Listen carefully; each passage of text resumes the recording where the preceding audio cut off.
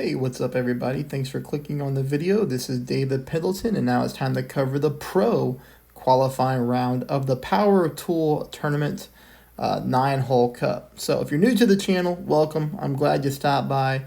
If you could take a moment to hit that subscribe button, that would be awesome. And if you like my stuff, go ahead and take a moment there to hit that thumbs up video. Pro Division shot a -14, so I'll take that. All in all, this is a tough course. I do think that with my practice shots, I actually have either a -15 or a -16 on replays, obviously, if you're able to drop all the shots. But let's just roll right into hole number one. Hole number one, we're going to use the APOC. We're going to try to get ourselves over here to the right-hand side. Yes, you can use an APOC much lower levels.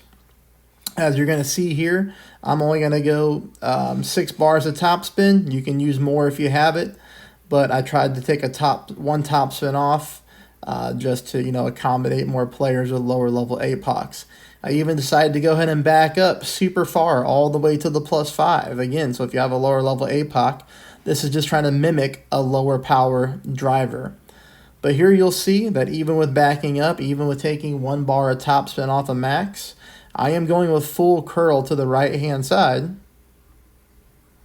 There is no issue with a perfect shot getting over here. Now, the one thing that I'm going to say before we talk about shot number 2 is, let's say, for example, you're a rookie player who's playing pro just because you're moving up, right, for the 9-hole cup, which is very common. One, you need to make sure you bring a runner in your bag unless for some reason you have a Hornet that's at a very high level.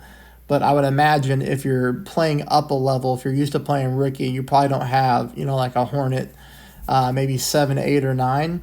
So if you don't bring your runner, because you should have a very high level runner at this part of the game. Now, shot number 2 always gives us a great rough bump opportunity.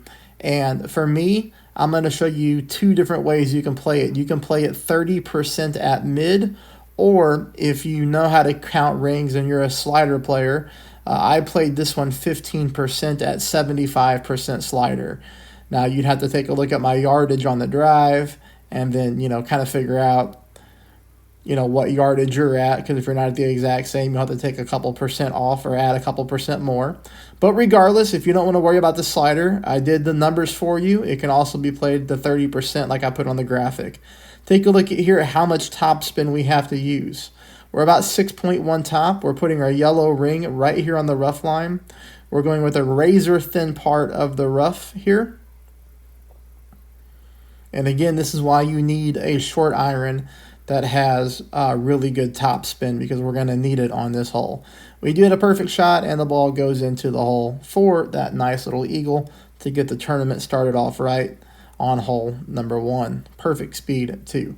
That'll take us to hole number 2. Hole number 2 is difficult, especially when you're dealing with headwind on this hole. I played it 40% at max, so if you didn't see the graphic there, 40% at max, so a very big pull. First thing we're going to do is start off with our spin. We're going to go 3 bars of top spin combined with 3 bars of side spin to the left. 3 bars of side spin to the left combined with 3.8 top spin. Take note here of where I'm aiming. I've got my ball guideline going through the hole, through the right-hand side of the cup. Again, my pull here is 40% at max. So definitely a huge pull here on this hole. Would have loved to see the winds, in that 4.5 to 5.5 range. Here I'm dealing with pretty much the highest wind you can get with the Kingmaker and Pro. But we still get this one on a razor-thin margin, almost dropping that. Just barely missing to the left-hand side. So keep in mind on my shot there, higher wind. I did offset ball guideline through the hole, favoring the right-hand side of the cup. If I would have just moved this over just a hair more to the right-hand side, we might have been able to pick up back-to-back drops on this tough course. Hole number 3 here, drive is 10% at max. Shot number 2 is 10% at max. Here's the thing is, you could drive on the right-hand side over here on this middle fairway surrounded by the water. That's the most ideal situation. That's what I would do. A lot easier if you're using a power 4 or power 5 ball, just to line up on that fairway and drive on that one. That'll leave you with a really, really nice shot for an albatross on shot number 2. Here, I only have one account in pro on this tournament. I accidentally let one of my accounts go from pro to rookie, so it fell down a division on the weekly rankings. I really think that's stupid. The game should allow you to play whatever division you want as long as you've unlocked it in the past. So now I've got to play a couple games this week to make sure that one gets back up to pro for the major next week. But that's fine. I've already done that. So, this is the first shot that I tested, so that's what I went with. Had I had a couple accounts to mess around with, I would definitely go right on this hole. But here you see a perfect drive. I'll fast forward, nothing to see here. 359 for the people that like to look at the yards. Shot number 2, just a little bit short here. But still, at the end of the day, it's going to be a very safe eagle from this side. But again, right-hand side, definitely could get you a really good wind angle for that albatross. Should be a straight-up shot with your sniper. And here you see, I'm just going to have to swing this ball over to the left by using left curl. Perfect ball. And we're good to go there. Barely missed it by the right-hand side too, but, I obviously wasn't expecting to drop an albatross there with all that curl. Hole number 4, 30% at max. Definitely I am playing this one living on the edge for sure. I'm playing this one very dangerous. I was trying to get greedy and just get this one to go in the hole.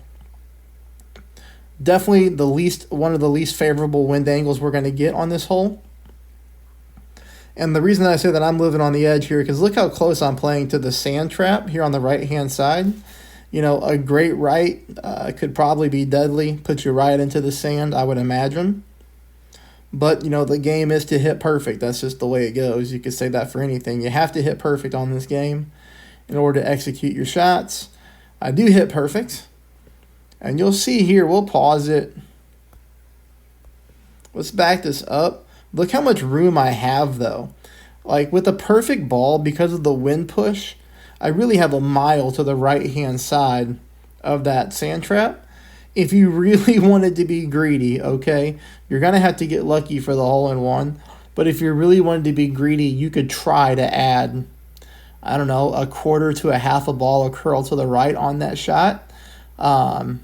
And see what happens. But that's only if you want to get greedy. That's if you just want to test your boundaries and see what happens. That'll take us here to hole number 5. Hole number 5, we're getting a little bit of headwind. It's probably best case scenario just to go ahead and use the Berserker here, which really sucks in qualifying round for a 9-hole cup. But we do need to get a good tiebreaker score. So I imagine if you're playing the tournament, you're playing to win. And in order to do that, we need the best score possible in this round to set us up for success for the finals. Here you see I go with 6 top, 2 bars of side spin to the left. I'm playing with an extra mile. I left some top spin out there, just trying to make this more replicable for other players. If you've got an extra mile 9, it's going to be just fine if you go max top spin. Although you see here, you do not need to. Shot number 2, we're going to get a crosswind push here from left to right. So we're going to go max top with our Cataclysm. We're going to go 2 bars of side spin to the left. And here we're making a 10% pull at max. And we're just trying to get this thing as far up as possible to make what is a difficult eagle on hole number 5. We're trying to make it easier for us.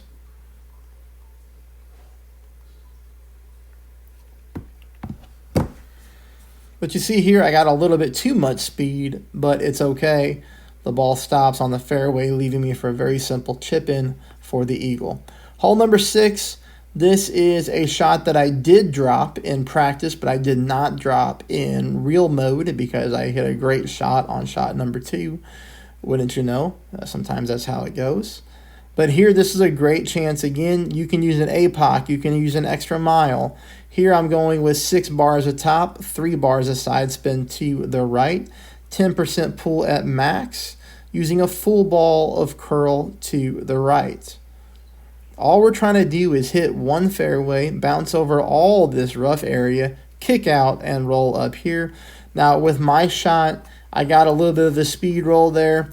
I got the ball up higher and more to the right than normal. So that means I have to play shot number 2 with an in-bringer. And that happened on both of my accounts. So you may play it with the in-bringer. If so, I'll show you the 1 bar of backspin combined with 1 bar of side spin to the left to kind of even this ball guideline out.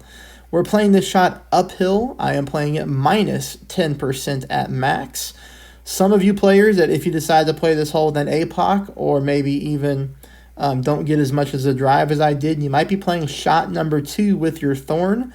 You will keep it minus 10% and just make sure you check your own distance of your club to see if you're at minimum, medium, or max, or somewhere in between. That'll take us on to the next hole here, 20% at max. We do pick up the hole in one. This hole's always been good to me for some reason, especially in this wind angle, as I had several replays saved of the hole in one that we've dropped in previous tournaments. So right off the bat, I know what I want to do for spins. I want to go 2 back, 2 bars of side spin to the right, and then here I'm looking for a particular green square. Again, you know, this is based off success in the past. Of course, wind angles can vary ever so slightly, and wind strength. But, you know, I knew I'd be pretty close as long as I found the right spot. That was not the right spot. You see me move my ball guideline a little bit, and then I zoom back in to make sure I got it. That's going to be really hard to explain. You'll have to do your best to kind of just remember where that's at, or best case scenario, you're somebody who has multiple devices, or you're watching this you know, like on a smart TV where you can just pause it, set up your shot, and then take the shot. Regardless of what you do, we're pulling this one 20% at max. And the other thing to note here is you do want your ball guideline looking like this. You do not want your ball guideline developed. This green does have some glitch spots where you have a short ball guideline and a developed ball guideline. You want that ball guideline not developed. So you want it just like mine, or else you will roll too far.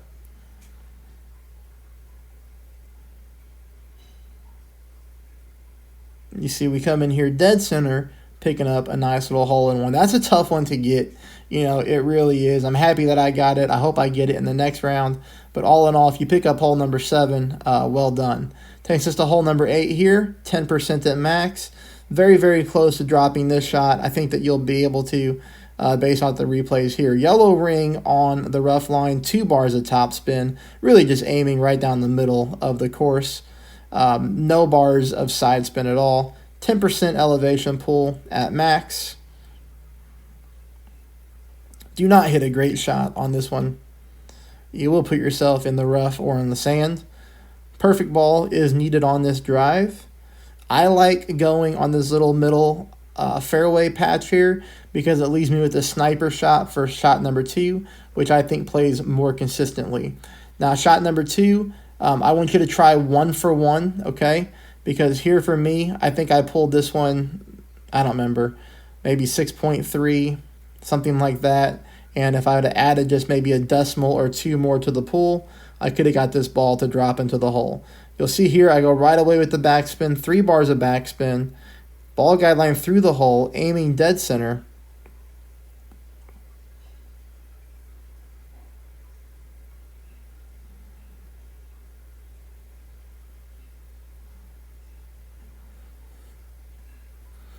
At the end of the day, I missed this one just by a hair to the left-hand side.